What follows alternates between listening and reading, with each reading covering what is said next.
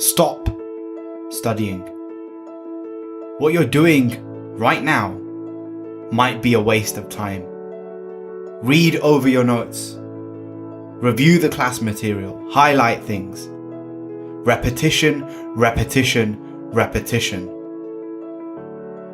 These study tactics have been drilled into you for years, but the science is very clear. Certain study techniques are more beneficial than others.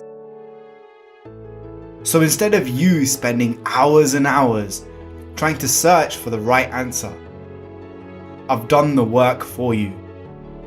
And in today's video, you're going to develop a significant advantage over the rest of your class, your friends, and your peers. You're going to learn the 5 best techniques for studying effectively in less time than anyone else. Now, if you want this to sink in and you want to be a master student, is while you watch, you're going to take action immediately. And this video is the first in a free 5-part video course on becoming the most remarkable student that you can be. And Motivation to Study and I, we want this information to be available to anyone, anywhere, at no cost. Because we believe you shouldn't have to pay for this. It should have been taught to you in your school, in your lesson. And since it wasn't, we got you covered. We're giving this all away for free. So just make sure you subscribe to both of our channels and you ring the bell icon so you know when new lessons are released. Let's get into it. Did you know there are people out there so good at remembering things that they compete in tournaments of learning and they are known as memory athletes? In an annual contest called the World Memory Championships, they were given 20 minutes to remember a list of 72 random words. And on average, they scored nearly 71 of the 72. By contrast, an untrained control group could only manage 26. Another example, Akira Haraguchi. At 69 years old, much older than most of you listening, in 2006, recited 111,700 digits of pi from memory at a public event near Tokyo. For 16 hours, he kept going and going and going. Imagine the power of having a memory like that. And starting today, I want you to imagine yourself as one of them. You're not just a student or a teenager or a grad, but you are a memory athlete. You're going to become someone with such power over your mind that you can recall pages of notes, equations, formulas that you need without the endless hours of beating information into your head. But how? Do you need an innate gift? Can you learn it? Well, actually, you already have. Picture where the spoons are kept in your kitchen, the socks in your room, the color of your toothbrush.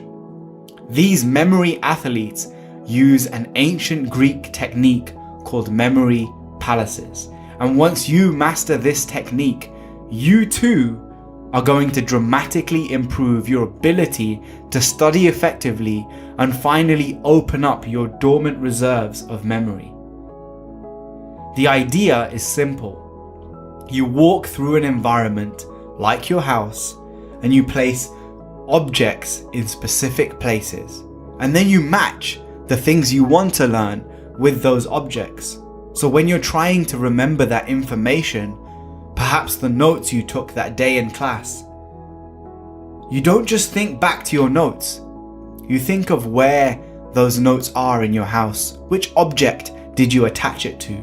What's the color? And you reapply this until it becomes crystal clear in your mind.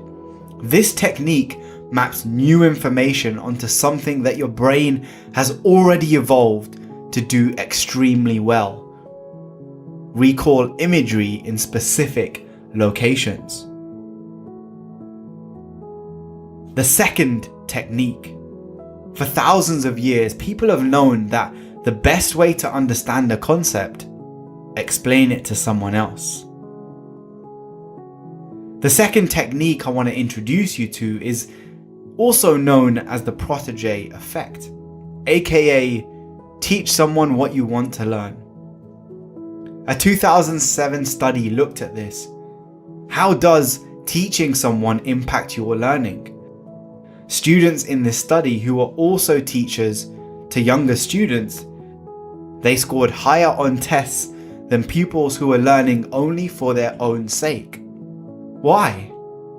Well, the researchers found when you choose to teach someone else, you have to work harder to understand the material, to recall it more accurately and apply it more effectively, something known as depth of processing. Physicist Robert Feynman created a mental model called the Feynman technique. Now, some of you may have already seen videos about this on YouTube. This technique has 4 steps to it. Number 1, write the name of a concept on the top of a blank page that you want to learn. Number 2, write down an explanation of the concept as if you're teaching a new student. Number 3, identify what's missing. Go back, relearn. And step 4, review everything. Make sure you're avoiding using complicated language and try to simplify everything on the page as much as possible. Now, this technique, it forces you to deconstruct and then reconstruct ideas. To use this method and learn how to study effectively, identify first what do you want to learn, and then try to imagine you're explaining it to a 5-year-old.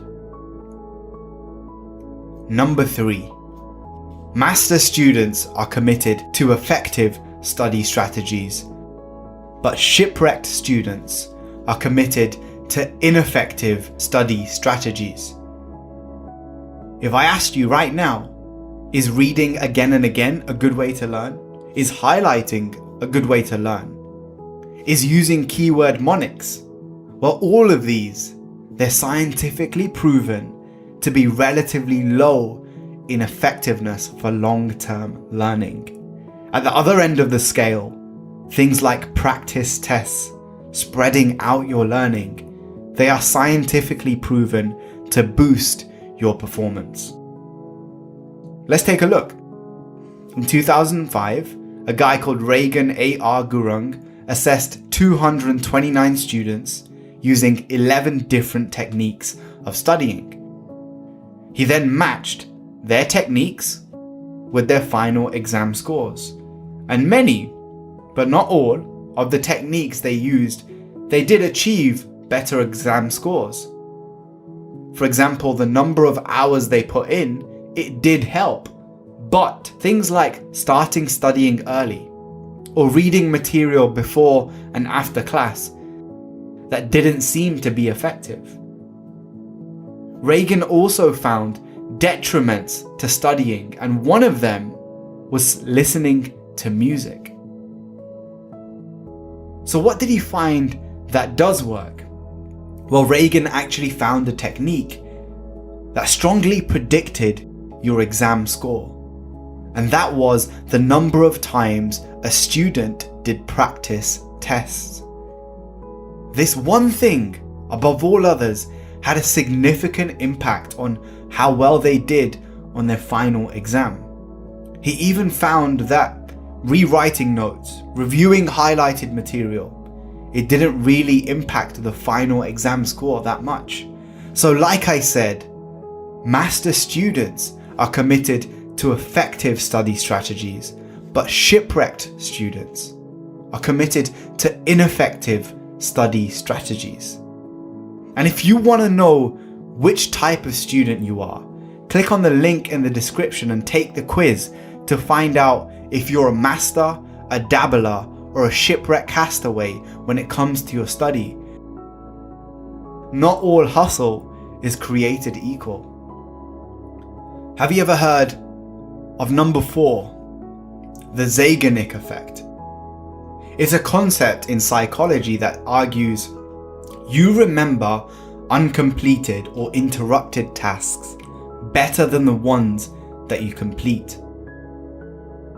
Why? When we start a task and then interrupt it, it creates a task-specific tension that can improve your cognitive function. So step away from your desk as you study. That tiny little tension that you feel. I still need to finish reviewing that chapter. I haven't done the next paper yet. It keeps the task at the top of your mind. And this keeps your brain focused on it. This way you can easily access that information and remember it better. So how do you take advantage of this technique? You take frequent breaks during your deep work. The Zeigarnik effect suggests that students who take breaks during which they perform totally unrelated activities, studying other subjects, reading a book, going on a 3-minute walk, playing the piano, they remember material better than students who go through longer study sessions without taking a break. A popular way that I'm sure most of you have heard of is the Pomodoro technique, where you work for 25 minutes, you take a 5-minute break. You work for 25 minutes, you take a 5-minute break. And the final tip of this first lesson in our course: cramming is better than not studying in the short term. But is 7 hours in one day better than 1 hour every day for a week? If you were given the same amount of time for study, would you be better off spreading it out? And the answer is a resounding yes. Space it out. This is known as distributed practice. Distributing learning over time, either in a single study session or across study sessions, it benefits long-term retention more than massive cramming and learning back to back. Space your study out. And how general are the effects? How consistent? Well, one group of scientists looked at 254 studies involving over 14,000 people, and overall, students recalled more after spaced study than after cramming and massed study. So look, at the end of the day, you have to do what works for you. Having family and friends around, replying to your messages on your smartphone, missing class, having the TV on, that's not going to help you.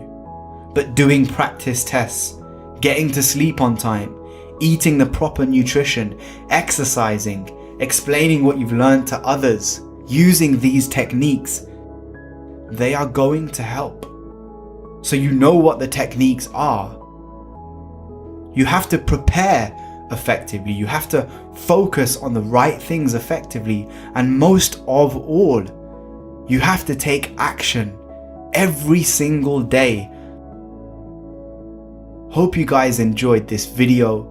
Make sure you subscribe, and I'll see you in the next lesson of the series. Peace.